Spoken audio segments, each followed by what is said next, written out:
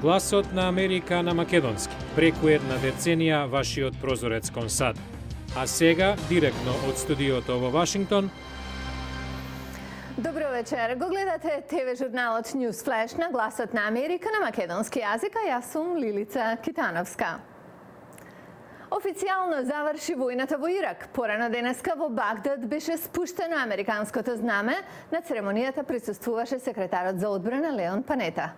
Панета вели дека сонот за независен и суверен Ирак сега е реалност. Денес таму имаше 4000 американски трупи, што е далеку помала цифра од 170.000, колку што имаше во зенитот на војната, а близу 4500 американски трупи и 10.000 ирачани загинаа од почетокот на војната во март 2003. Од другите вести, лице на годината според магазинот Time е демонстрант. Уредникот на списанието Боби Гош вели дека со тоа Time оддава почит на промените без преседан, што се случија на Блискиот исток и на секаде низ светот. Time посочува на два елементи. Младите ги носат протестите и сите започнале независно од политичките партии.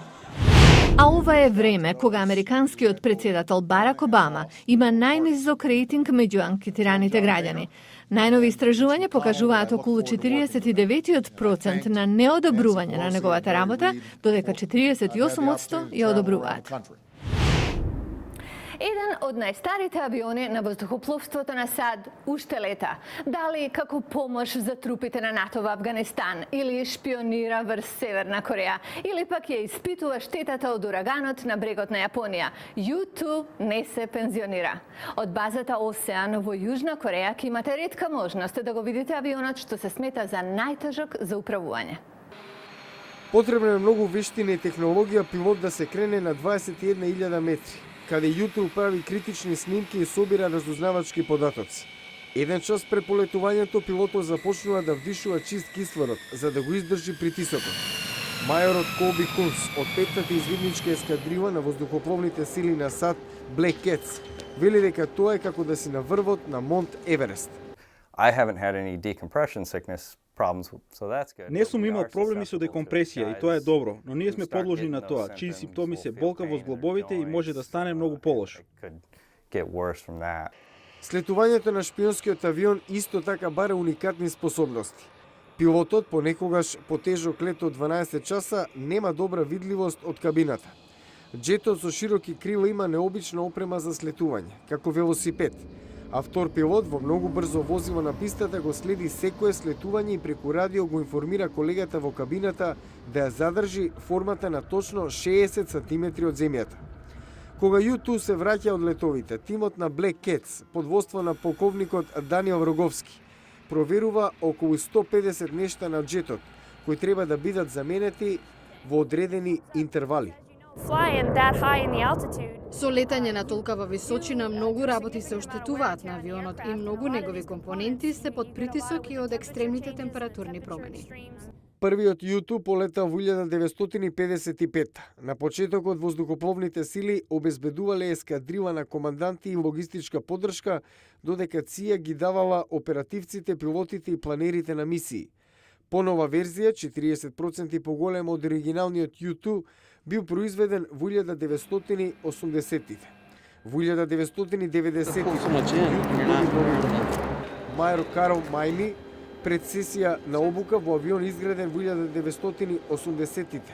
Вели дека ова не е необично, зашто САД се уште имаат бомбардери од 1950-тите. Споредено со тие стандарди, авионот е релативно нов. Се што ќе видите овде е практично врвна технологија. Се чувствува мощно комотно за техничкиот аспект.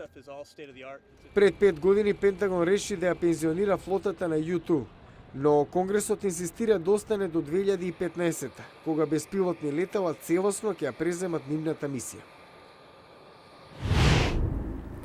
Прва жена председател на држава во Африка, активистка за мир од Либерија и жена борец за човекови права од Јемен. Сите три жени се овогодишни добитнички на Нобеловата награда за мир и не се сами. Денеска ќе зборуваме за специјалната група на која тие се приклучуваат.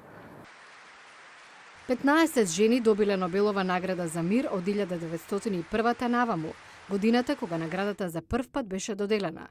Првата беше австриската писателка и мировна активистка Берта фон Зутнер во 1905-та.